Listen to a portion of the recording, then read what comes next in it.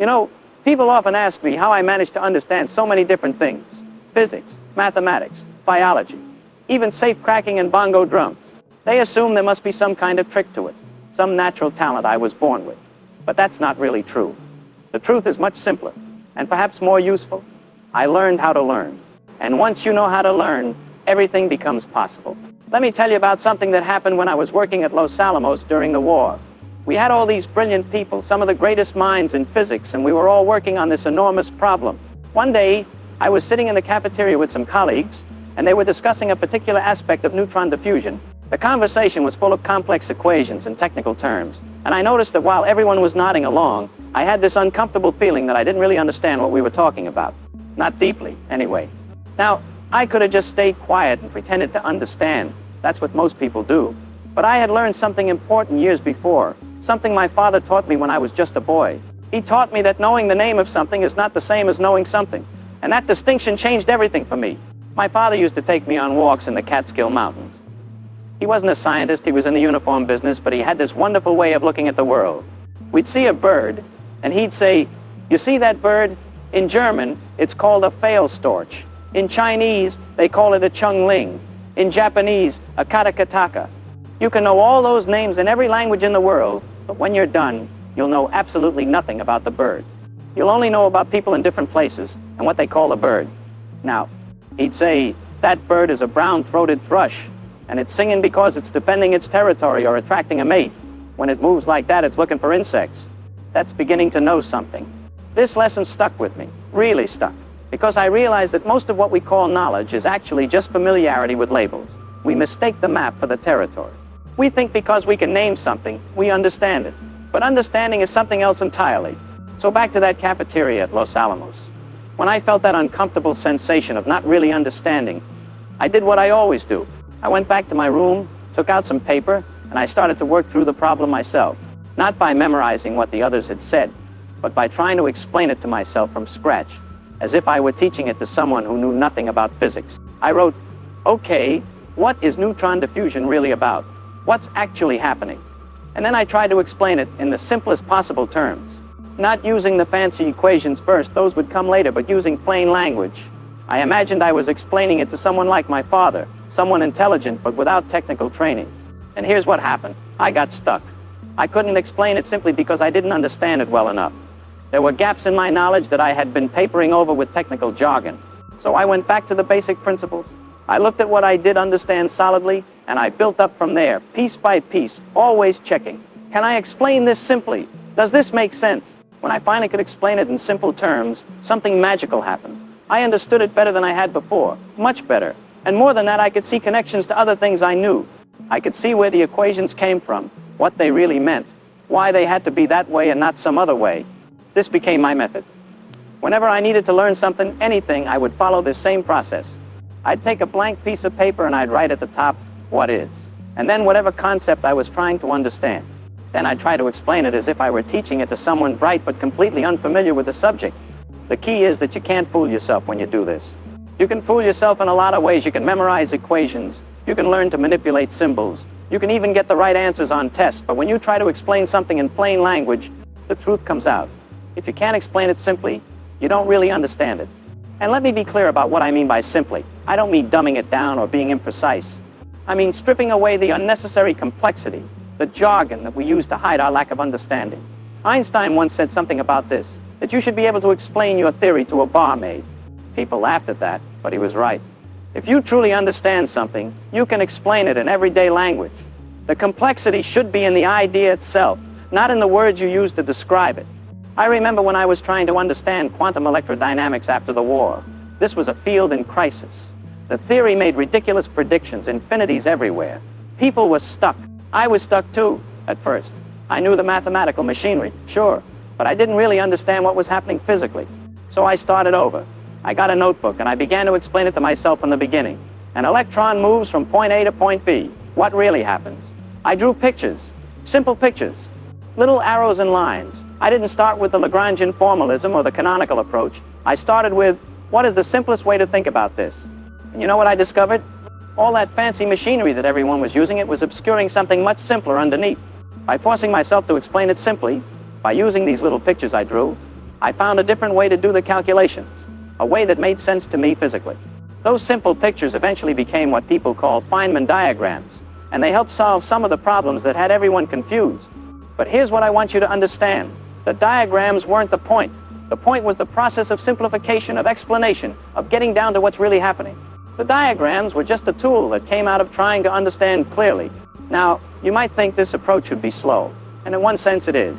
It takes longer to really understand something this way than to just memorize formulas or to accept what authorities tell you. But in another sense, it's much faster. Because when you truly understand something, when you can explain it simply and clearly, you never forget it. It becomes part of how you think, and you can use it to understand new things. Because you're not just carrying around a bag of disconnected facts and formulas. You're carrying around principles that you understand deeply.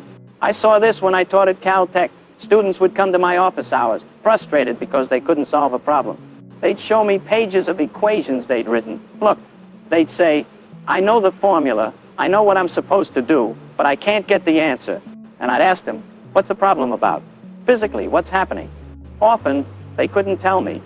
They could write down the equation for conservation of energy, but they couldn't explain what energy conservation actually means. They could manipulate the symbols, but they didn't understand what the symbols represented.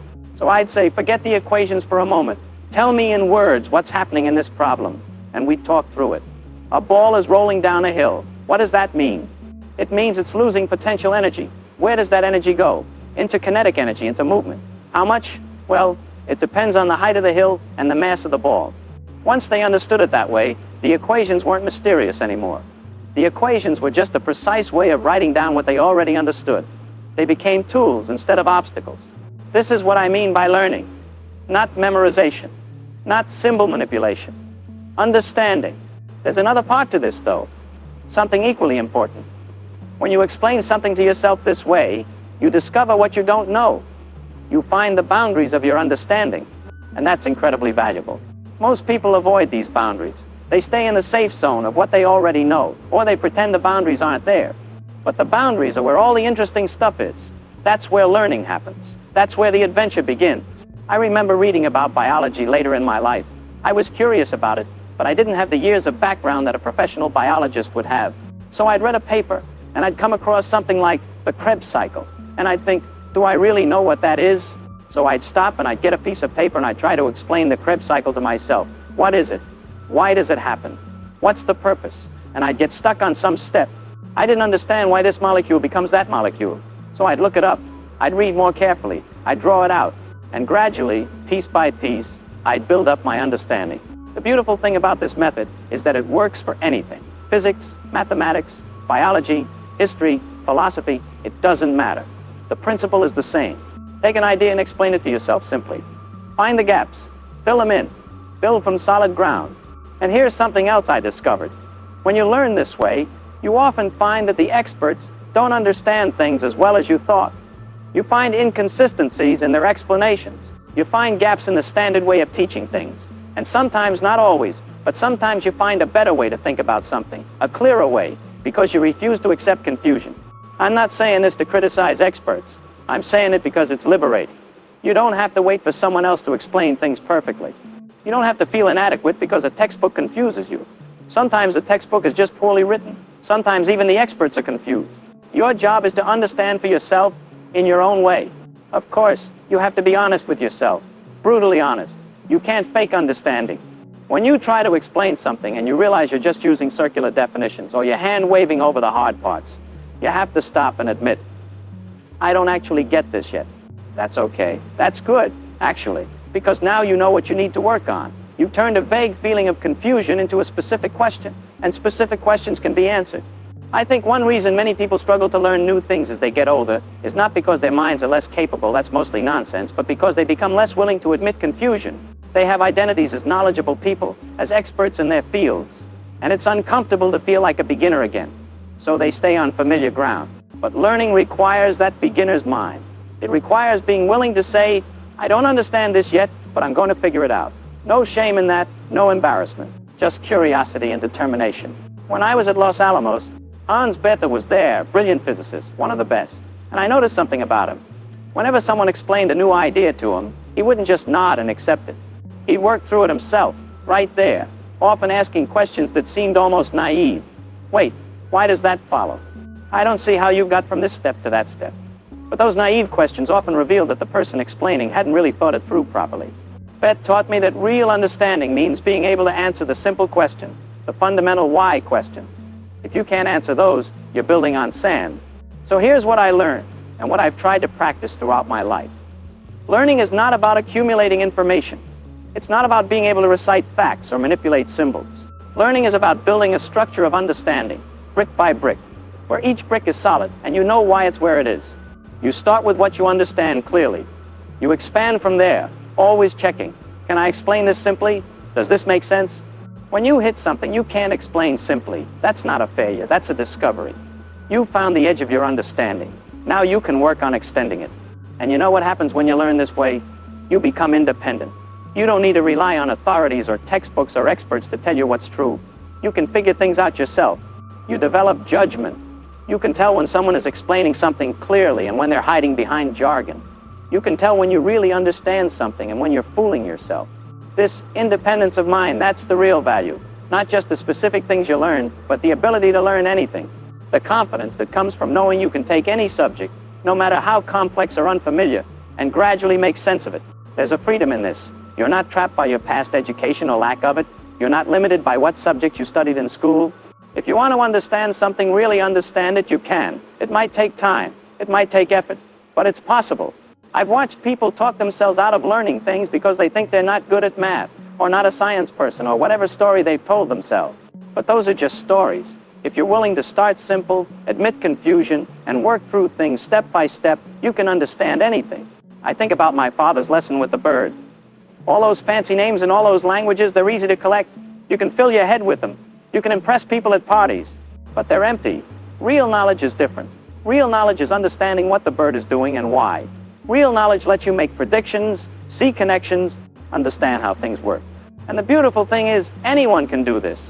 You don't need to be specially gifted. You don't need advanced degrees. You just need curiosity, honesty, and patience. You need to be willing to start simple, to admit confusion, to work through things step by step.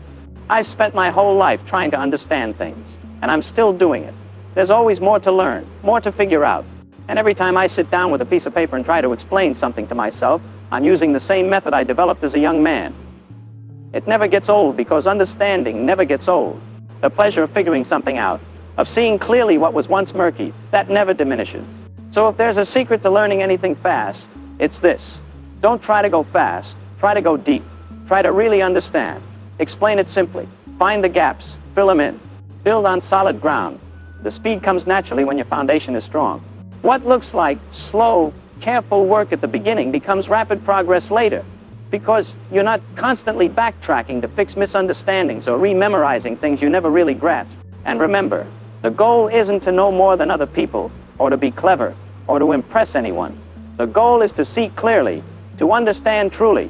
Everything else, the success, the recognition, the ability to solve difficult problems, that all comes as a byproduct of genuine understanding. Chase understanding, and the rest takes care of itself. That's what I learned anyway. And it served me pretty well. Most people don't forget what they learned because they have a bad memory. They forget because they never truly learned it in the first place. Learning isn't about collecting information. It's about transforming knowledge into usable understanding. And here's what almost no one realizes. You don't retain what you merely read. You retain what you process. The human mind isn't a storage unit. It's a system of connections. The brain only keeps what turns into reasoning, action, or insight. That's why reading fast, watching videos at double speed, or writing everything down doesn't guarantee learning. The secret lies in what comes after. Between the moment you consume an idea and the moment it becomes part of who you are, there's a gap, and that's where real learning happens. The creator of this method calls it the balance between consumption and mental digestion. Consumption is when you absorb. Digestion is when you transform. One without the other is a waste of time. Most people live stuck in consumption, addicted to collecting content, but never creating an internal structure to retain it. The mind needs pauses. It needs synthesis. It needs application. Whatever you don't translate into action, your brain throws away as irrelevant. So the real question is, are you actually learning or just accumulating? The method you're about to discover, PACER, was designed precisely to solve this problem, to turn reading and studying into lasting retention, mental clarity, and real mastery. PACER is a mental map that transforms any information into permanent knowledge. It divides what you learn into 5 types of content, and each type requires a specific kind of processing. It's like having 5 doors in your mind, and each one opens with a different key. The first letter, P, stands for procedural, practical knowledge, the how to do it. It's learning that requires action, not reading. If you want to learn something skill-based, writing better, playing an instrument, speaking in public, the mind only records it when the body executes it. The command is simple: learn by doing, repeat, practice, make mistakes, adjust. The brain only marks something as important when there's movement and effort. The second letter, A, stands for analogous, knowledge through analogy. Here lies one of the most powerful mental tricks that exist. Every abstract idea needs a concrete image to last. The mind doesn't remember scattered phrases, it remembers vivid comparisons. So whenever you learn something new, create an analogy. Ask yourself, what does this resemble? Or what image represents this in my mind? When you build your own analogies, you force the brain to connect the new with the familiar, and that connection is where learning becomes permanent. The third letter, C, stands for conceptual, the concepts, principles, and relationships between ideas. This is the kind of knowledge that defines the depth of your understanding. Memorizing is easy. Comprehension is rare. To master concepts, reading isn't enough. You have to map them. Build mental networks between ideas. Visualize content as a map, not a list. When the brain understands how the parts connect, it never forgets the whole. The fourth letter, E, stands for evidence, the proof behind an idea. Numbers, examples, experiments, data, facts. This type of information requires organization and review. The most common mistake is underestimating the power of revisiting. The brain forgets by default. It's not designed to store everything. That's why you must teach it what to keep. The process is simple. Store your notes in an accessible way. Use digital notebooks, flashcards, Notion, any tool, and return to them periodically. Spaced repetition is like oxygen for memory. Reviewing tells the brain, this matters, keep it. The fifth letter is R, for reference, quick access knowledge. These are the details you don't need to keep constantly in your head, but must have within reach. Dates, names, formulas, quotes. The mind works best when you don't overload your internal storage. The secret is to externalize. Build systems to find, not to memorize. Use flashcards, smart notes, or short index cards with spaced review. The goal isn't to know everything. It's to know where to find everything when you need it. And this is where the Packer method comes full circle. It's not a reading technique. It's a system of digestion. It teaches that every type of information must be processed differently because the brain doesn't treat everything the same way. Practical knowledge needs repetition. Conceptual knowledge needs structure. Evidence needs review. And reference knowledge needs systems. That's what separates people who read a lot and forget from those who read little and never forget. Here's the secret. Learning isn't about memorizing words. It's about reconstructing the thinking behind them. Understanding is power. When you truly understand, you don't need to force memory. It becomes a natural consequence of clarity. Most people try to store sentences but forget to store meaning. And meaning is what the brain recognizes as truth. Want to remember forever? Then stop trying to remember. Try to understand. Ask yourself, why does this work? How can I apply this today? What changes if I alter this part? These questions create mental roots. They connect theory to experience. And that bridge is what makes the brain record information deeply. The mind doesn't learn through mechanical repetition. It learns through engagement. Every time you question, explain, and reconstruct knowledge in your own words, you're literally shaping new neural connections. That's why the biggest mistake is studying as a spectator. You must become a participant in knowledge. The brain is an active system, not a passive one. It needs to build, not just consume. So when you finish studying something, close the book and explain it, even if it's to an empty room. Say out loud what you just learned, as if teaching someone else. And notice, the simpler you can explain it, the deeper your understanding truly is. Real learning happens when you can turn something complex into something clear, fluid, and natural. That's mastery. The mind doesn't want to be full. It wants to be clear. Now think about this. What if learning were an experiment?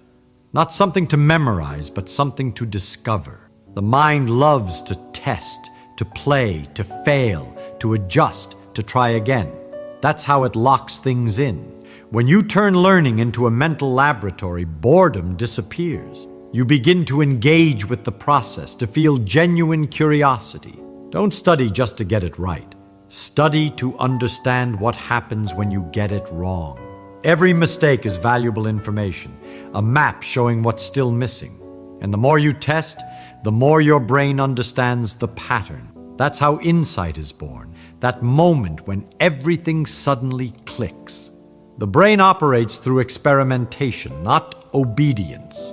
So stop trying to learn like a machine and start learning like an explorer. Ask what if, why, how. Write hypotheses, draw possibilities, imagine scenarios. When you do this, you activate the mind's creative power, the same one the great thinkers used to understand the universe. Learning stops being an obligation and becomes living curiosity. Here's the secret. You don't learn by repeating. You learn by recreating, by thinking, combining, altering, mixing ideas until knowledge becomes part of who you are. That's how you never forget, because what you create, the mind recognizes as yours. Everything in the universe is connected, and your mind learns through connection too. True learning happens when you see the bridges between ideas, when you realize that an economic principle can teach you something about human behavior, that a lesson in physics can explain life itself, that a concept in music can reveal how the brain creates harmony between reason and emotion. The mind doesn't work in isolated drawers. It functions like a living web. Every new piece of knowledge must link to something you already understand, and that link is what locks in learning. That's why mind maps work. They turn thought into visible structure, and the more connections you build, the stronger your memory network becomes. It's as if the brain says, I've seen this before, but now I understand it from another angle. The secret isn't memorization, it's association. When reading something new, ask yourself, where does this fit into what I already know? And by answering, you turn information into wisdom.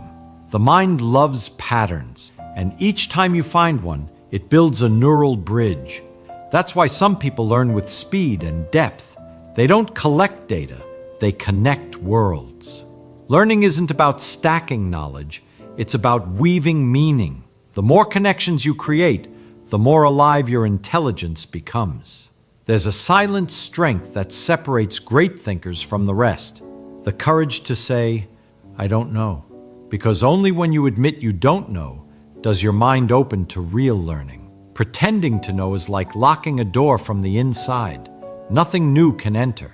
The mind that wants to appear smart is the same one that blocks its own growth. But the mind that embraces emptiness blooms. When you accept that you don't understand something, you awaken the most powerful engine of learning, curiosity.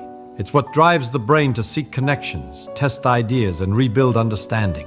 The curious mind isn't satisfied with ready-made answers. It wants to know why, and it's in that process that learning becomes permanent. Mistakes aren't enemies, they're laboratories. Every doubt is a new neural path waiting to be formed. That's why true learners aren't afraid to look foolish. They're only afraid to stop questioning. The more you allow yourself not to know, the more space you create to discover. The mind that wants to understand everything instantly becomes shallow. The one that embraces uncertainty becomes deep. To know little, but deeply, is worth more than knowing much and understanding nothing. When you take on the role of a lifelong learner, the entire world becomes your classroom, and the joy of discovering becomes the fuel of your mind. Now listen closely. Here's the secret that turns learning into permanence. If you want to remember everything you learn, it's not enough to absorb. You must rebuild. Knowledge is like a muscle. It grows when you make it move. So every time you learn something new, turn it into simple words, as if you were teaching someone who knows nothing about it. When you do this, you force your mind to reorganize what it understood, and that's when knowledge solidifies. There is no real memorization without explanation. The mind remembers most intensely what it has to recreate. That's why those who teach learn the most. When you explain, your mind forges new connections, transforms data into ideas, and ideas into understanding. And each time you repeat this process, the brain says, "This matters. Keep this with me." Conscious repetition is the cement of learning. But here's the crucial part. Don't repeat mechanically. Repeat with purpose. Relive the emotion of what you learned. Visualize it, connect it, question it, and above all, apply it. Knowledge that isn't used is knowledge that fades. You want to remember? Use what you've learned. Talk about it. Write about it. Test it in real life. The mind understands this. What you use, it keeps. What you ignore, it erases. Forgetting isn't failure. It's filtering. The brain is far too intelligent to store what you don't value. So show it what matters. Practice, share, connect. With each application, knowledge stops being mere information and becomes part of who you are. Now listen carefully, because this is where everything comes together. Learning isn't about accumulation, it's about transformation. True mastery begins when what you know starts changing how you live, when knowledge stops being something you carry and becomes something that guides you. Remember, the mind is fertile ground, but it only blooms when you nurture what you plant. Every idea you understand, every concept you apply, every repetition you do with intention is a seed being watered by awareness. And the result doesn't come by magic. It comes by consistency. The difference between those who forget and those who master is one simple decision: to keep practicing, even when it feels like you already know. Because real learning isn't linear, it's spiral. You return to the same point, but at a deeper level. So the next time you learn something, don't ask, "How can I memorize this?" Ask, "How can I live this?" Because what you live, you never forget. When knowledge becomes action, the brain recognizes it as part of your being. And that's how you remember everything. Not by force, but by identity. You become what you understand, and you understand what you practice. And if you ever doubt yourself, return to the essentials. Simplify, explain, question, apply. That's the cycle. That's the secret to remembering everything you read forever. If this video awakens something inside you, then now is the time to act. Write this in the comments. Today, I reprogram my mind to never forget what I learned. Write it as a command, as a mental affirmation. Because when you write, the brain recognizes it as a decision and begins to work in your favor. Leave your like right now, because that's how you tell YouTube you want more content that expands your awareness. And if you're not yet subscribed, subscribe now. Here, every video is another step in your awakening. Here, you'll learn to master your mind, remember everything you read, and turn knowledge into real power. Your new level of awareness begins now. You've probably been learning the wrong way your entire life. Since we were children, we've been conditioned to believe that the more we study, the smarter we become. But what if I told you that this is the biggest mistake in modern education? That in fact, the more you study, the less you truly understand. The human mind has a strange flaw. It confuses repetition with understanding. You read something 10 times, listen to someone explain it, repeat the words, and you feel like you get it. But the moment someone asks you to explain it out loud, it vanishes like smoke. The truth is, learning isn't about filling your head with information. Learning is about rebuilding reality inside your mind. And that only happens when you try to explain something in your own words and realize you can't. That's the moment your brain wakes up. Most people run away from that discomfort. They prefer the illusion of knowing rather than the pain of realizing they don't. But those who truly learn, they face the confusion. They start piecing the puzzle together one thought at a time. And here's the secret. The fastest way to learn anything is to stop trying to learn fast. Because real learning isn't about speed, it's about depth.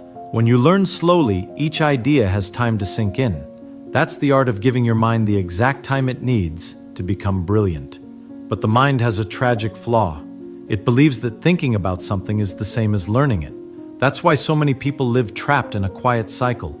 They study, memorize, collect theories, yet stay exactly the same. Pay attention. Your brain has a limited amount of conscious energy. Each new idea, each rule, each formula takes up a small part of that mental space. Now picture your brain as a drain.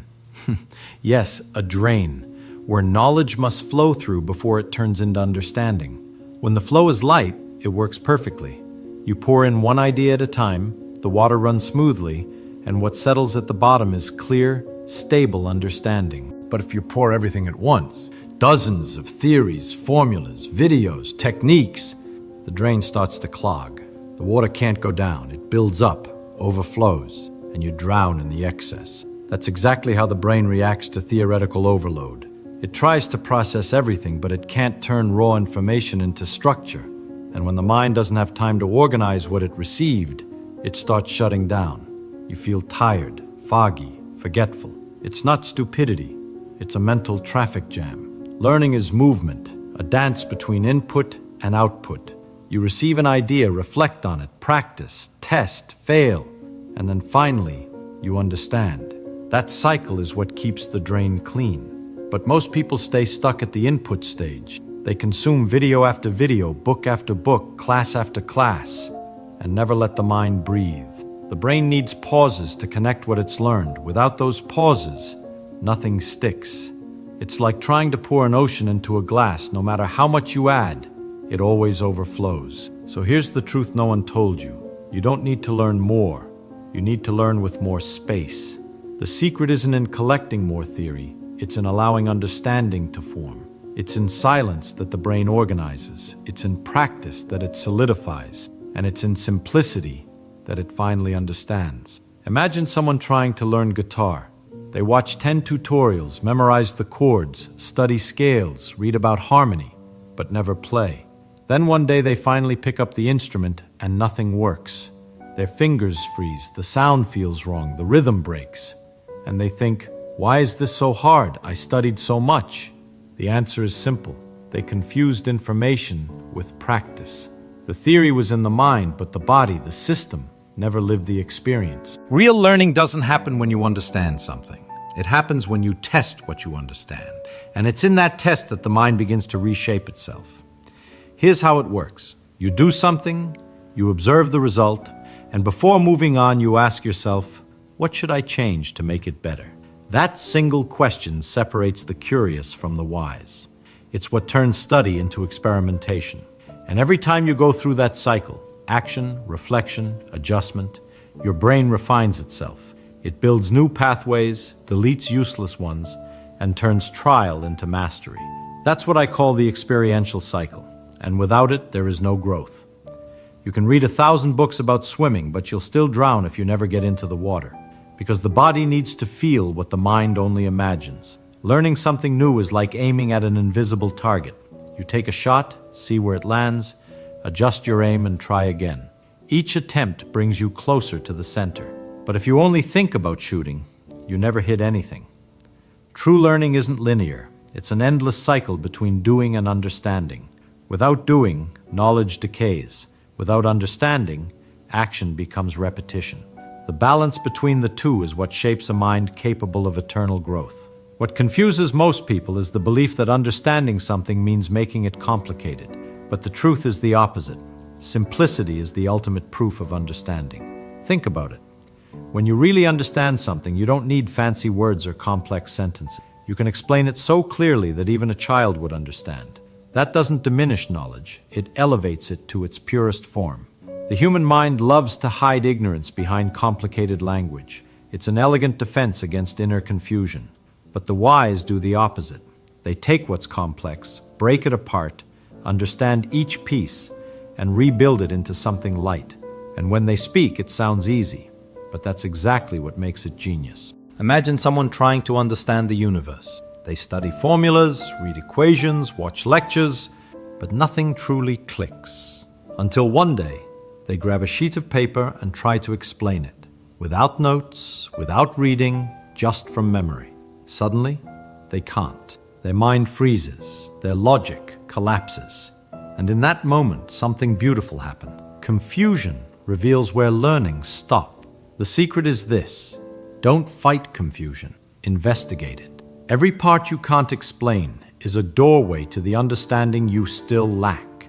And when you walk through that doorway, something magical happens. The complex becomes simple, and the simple becomes profound. Because when you explain something with clarity, the brain organizes. When it organizes, it understands. And when it understands, it never forgets. Learning isn't about memorizing answers. It's about creating a map inside your mind, a path so well drawn that you can walk it with your eyes closed. And there's only one way to draw that map: by rebuilding knowledge in your own words. Not the words of a book, yours. True learning doesn't happen when you understand something. It happens when you can teach what you've understood, effortlessly, naturally, without notes. That's the moment when knowledge stops being information and becomes part of who you are. There comes a moment when the mind, tired of trying to sound intelligent, simply understands. No more effort, no more noise.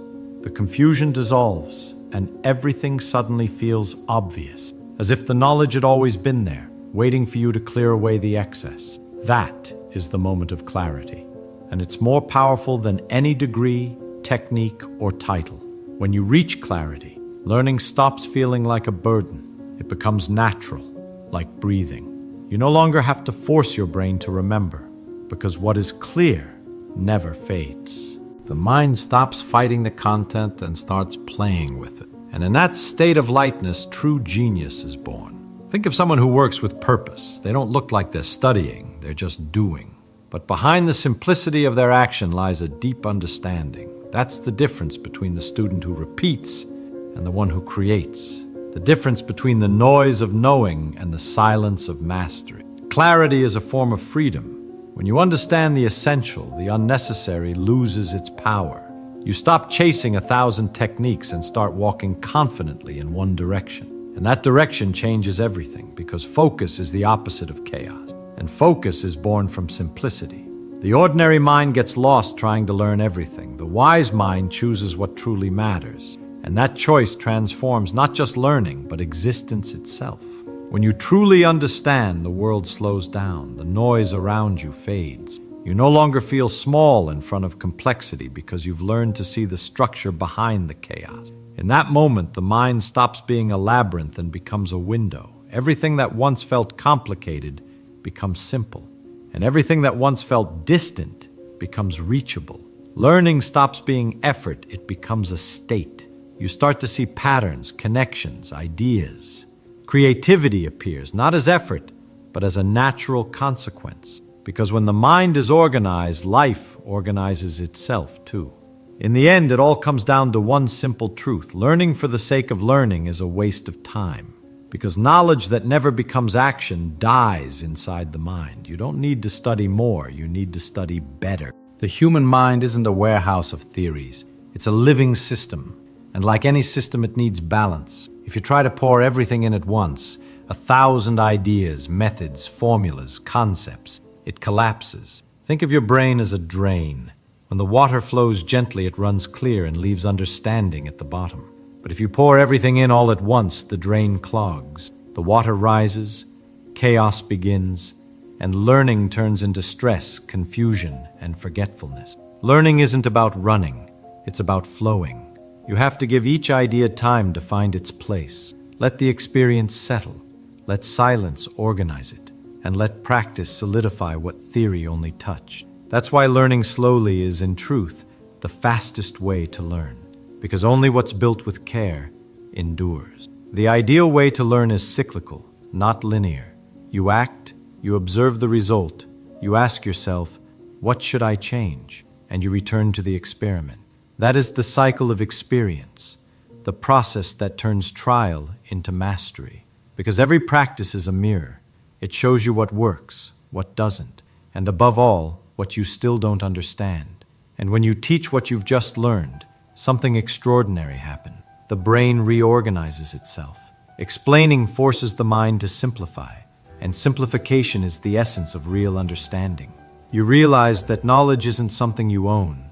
It's something you rebuild every time you share it. So remember, the secret isn't to learn faster, but to learn consciously, to learn less but with greater depth, to practice, reflect, and adjust, to keep the drain clear, the flow free, and the mind light enough to understand the world, one idea at a time. Successful people think differently because they're not worried about other people's judgment.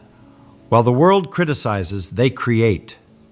While most people are busy protecting their reputation, they're too busy searching for the truth.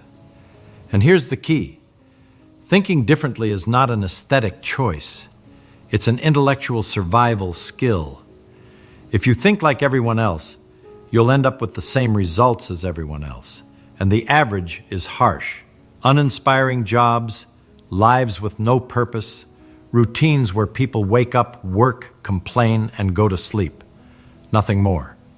Is that really living? Or is it just surviving? Pay close attention now, because this may change the course of your life. Think differently or die average. Stop believing what everyone else believes. Stop repeating what everyone else says. Every success story begins with someone who dared to disagree with normality. Not because they wanted to look rebellious, but because curiosity was stronger than the fear of judgment. And it's this curiosity, directed and disciplined, that opens doors the average will never see. So think differently. And if you decide to think differently, prepare yourself for something greater. The freedom to learn anything, to create paths no one has created, to master your own mind.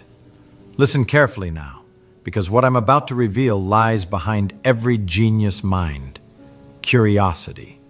Ordinary people lose curiosity over time. They accept ready-made answers, stop asking questions, stop investigating. They think they already know enough. And that's the moment mediocrity sets in. Now look at the people who truly stood out. Scientists, entrepreneurs, creative leaders. They all had one thing in common. They never stopped asking questions. Even if they didn't understand something, they would ask again and again and again until the answer finally made sense in their mind. This is the first step to thinking differently. Many people are embarrassed to raise their hand and say, "I don't understand," afraid of being criticized. In a classroom, the student who asks too many questions is easily labeled as stupid. But the truth is exactly the opposite. The one who asks questions is one step ahead.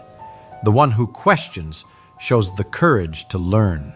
That's why, if you want to start thinking differently, begin with the simple act of admitting your doubt.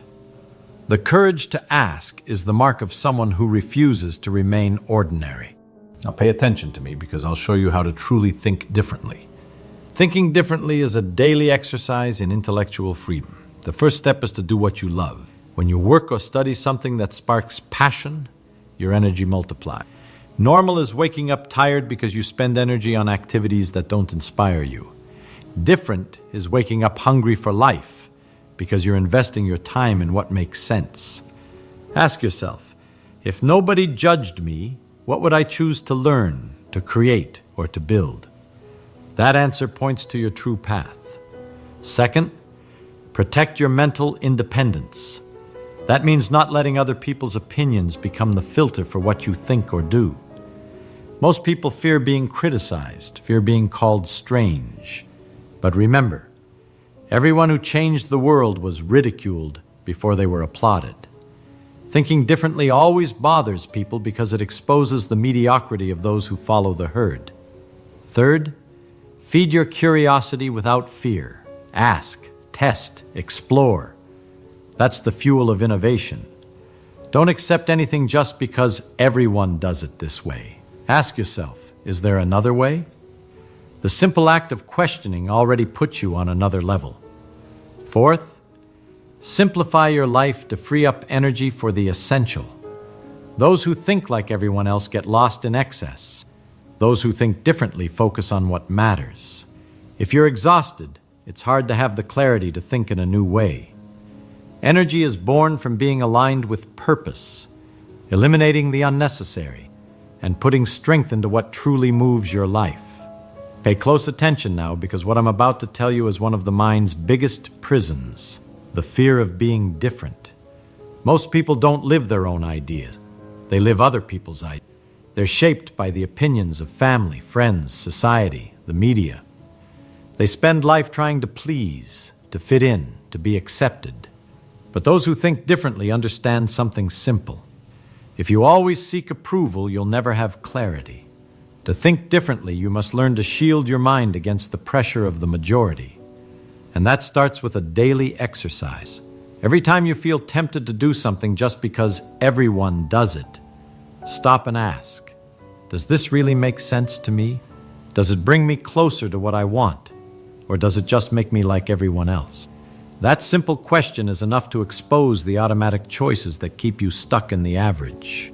Remember, life is too short to live dependent on other people's approval. Another point, choose carefully the voices you listen to. I'm not saying ignore everything and everyone, but be discerning. Ask yourself, does this person have results I admire? Do they live what they preach? Or do they just repeat what they've heard? If not, why give their opinion so much weight? Learn to separate constructive criticism from noise. And here's a powerful detail. The courage to stand by your own vision earns respect, even from those who disagree. At first, you may be criticized. You may even be ridiculed. But over time, when results appear, the same people who laughed at you go quiet. Nothing is more convincing than the evidence of a life lived with purpose and authenticity. Thinking differently is swimming against the current. It's bearing the pressure of judgment without giving in. It's choosing the clarity of your conscience over the empty applause of the crowd. And when you train yourself in this, you realize that freedom isn't being accepted. It's living true to what you believe, even if no one claps. Thinking differently isn't an inborn talent. It's a trained habit. You're not born outside the box. You build the box and then learn to break it every day. That takes discipline, and discipline is born from rituals. If you want to stand out, you need to turn curiosity and mental independence into concrete actions that shape how you think. The first ritual is the daily question. Pick any situation in your life and ask, why is this done this way? Don't accept the first answer. Go deeper. Who said it has to be like this? Is there a better, simpler, faster way to do it? When repeated every day, this exercise trains your mind not to settle for ready-made answers. The second ritual is explaining out loud. When you learn something new, don't keep it to yourself. Explain it. Even if it's to the mirror. When you speak, your mind organizes, your ideas align, and the gaps show up. That's the moment you discover if you truly understood. This simple habit will accelerate your ability to learn 10 times more than someone who only reads and repeats. The third ritual is creative review.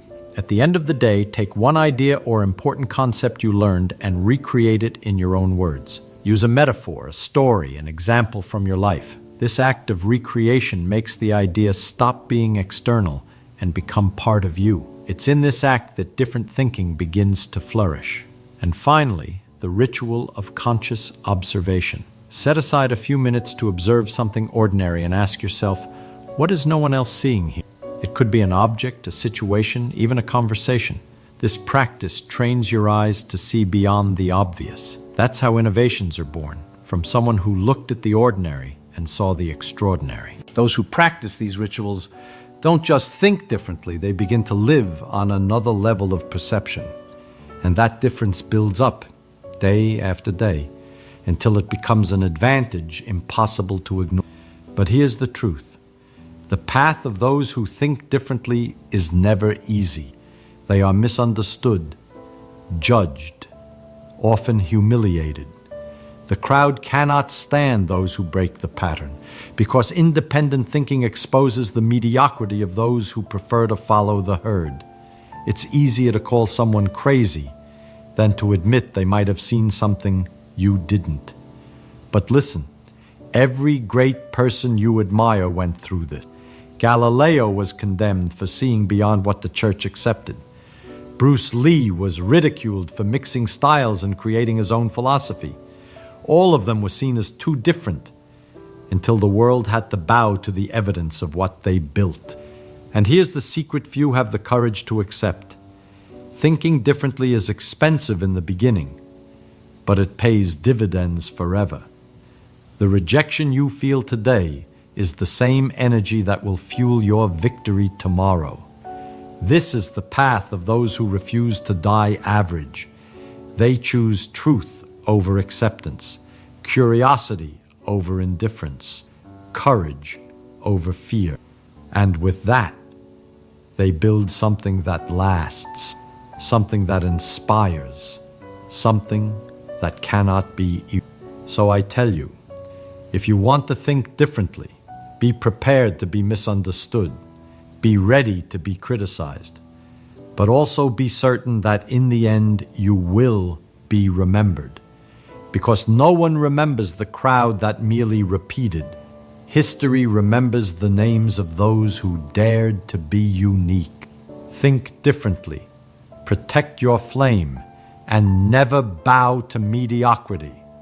Because in the end you either have the courage to live as an exception, or you accept dying as just another in the average. Now it's on you.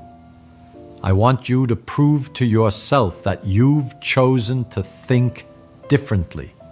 Write in the comments, I will never accept dying being influenced.